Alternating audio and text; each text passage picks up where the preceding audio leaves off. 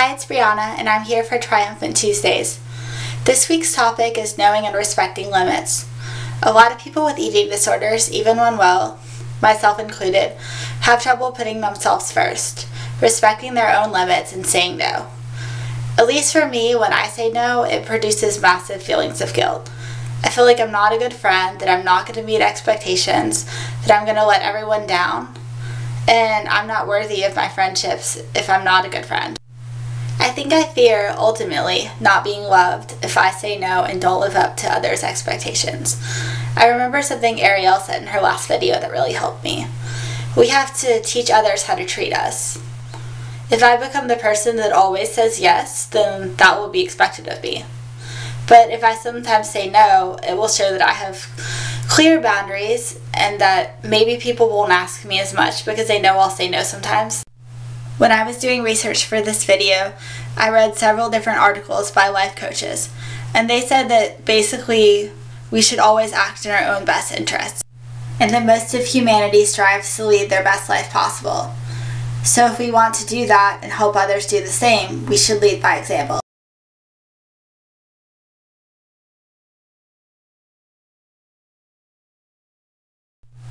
That's a very good question to ask ourselves. Am I acting in my own best interests? But how do we determine that? Well, when I was reading, I learned that there's 4 types of needs. There's physical needs, emotional needs, mental needs, and spiritual needs. Physical needs are concrete, like eating and sleeping. So you could ask yourself, will doing this particular thing interfere with my physical needs? And if it does, then maybe you shouldn't do it. Emotional needs are kind of hard for me to explain because they're not as concrete as physical needs, so I'll just give an example of that. When I was first in recovery, I was involved in a lot of online recovery communities, and people would post things and reply. It was a very active forum, but I reached a point where it wasn't helping me anymore, and a lot of the girls were really sick, and it made me cry, and it made me very upset, and it brought me down a lot.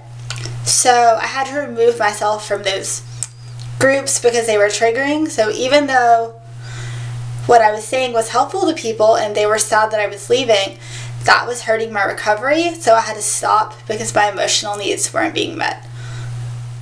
Mental needs can be met by having a stimulating job or picking up a new hobby or doing anything that makes you happy. So if this commitment would stop you from meeting those needs, that's something you should ask yourself too.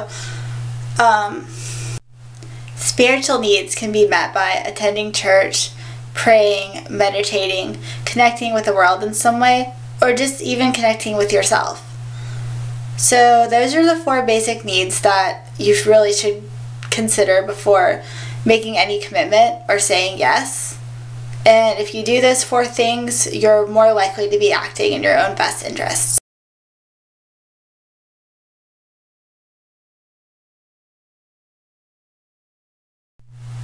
Do I want to do this? That's another very important question to ask yourself. I ran into that a lot with work.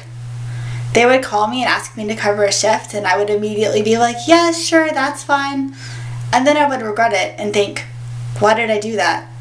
Wait a minute, that reminds me of a Pink song. Why do I do that? Why do I do that? Why do I do that? I don't know. Sorry, song break. I'm kind of a walking musical.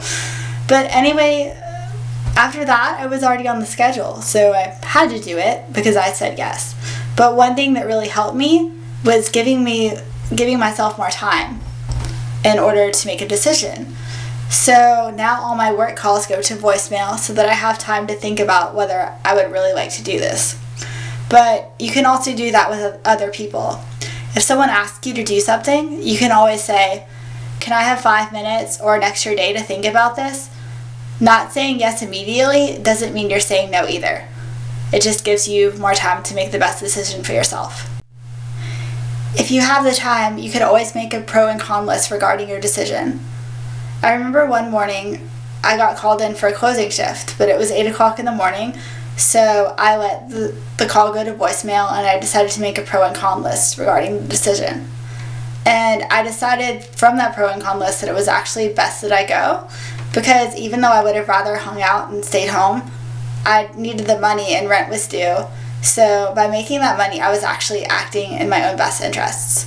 I really recommend pro and con lists. I'm a big fan of them because I'm a writer. It helps me conceptualize things when I see it on paper, so it's easier for me to make the best decision for myself that way. When making a decision or commitment, decide what you need and decide what's best for you. Act in your own best interests, as I said before. And I know that's hard for a lot of us. It might be hard to push aside the guilt or the worry about not meeting someone's expectations and what they might think of you, but it's your own life and you should be happy and lead it the way you want. And I know this takes practice, but if you sit with yourself, I'm pretty sure you can figure out what's best for you. As was suggested in previous videos, we really need to take time for ourselves each day, whether that be 5 minutes or an hour. Make sure you have yourself covered before you commit to anything else. And make sure you're not overscheduling yourselves. Like, I know when I was sick with my eating disorder, that was a massive problem for me. I would overschedule myself to make sure every second I was busy, really, so that I could avoid eating and taking care of myself. I thought that if I could schedule my day, that I could avoid all my own problems. And it was an escape for me that wasn't healthy. And that was part of recovery for me, is not overscheduling myself and breaking the need to be productive all the time.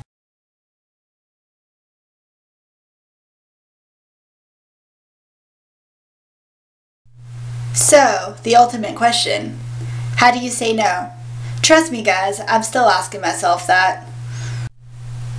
I don't like to say no, I feel guilty, it makes me feel bad about myself. I just hate it.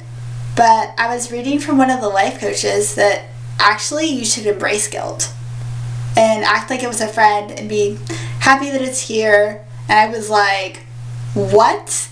Guilt is not my friend. Why would I embrace this? This is awful. But I really started to think about it, and I drew a parallel to that in recovery. I remember when I was sick and I was given a meal plan, and I was like, no, this is too much food. I feel guilty. No way. But then I started realizing that when I felt guilty, it was because I was making a change, and it was something I wasn't used to. I wasn't used to eating all that, and I wasn't used to feeling my feelings. And the same thing goes with saying no.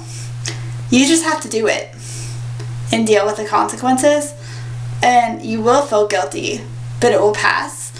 And just remember that you're trying to make a change, that you're trying to make yourself a better person, and that the guilt will pass and that you'll get through it.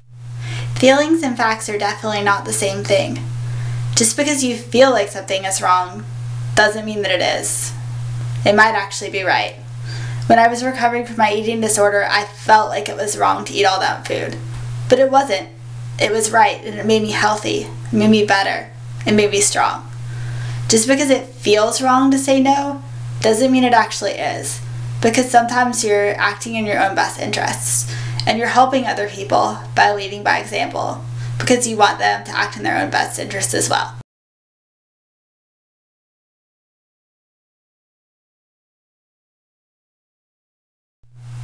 I have trouble setting boundaries sometimes, so I had to decide what those were.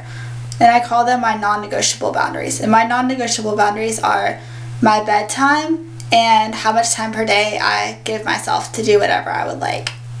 I always give myself enough sleep because I never function well without it, and I'm somebody that needs a lot of sleep.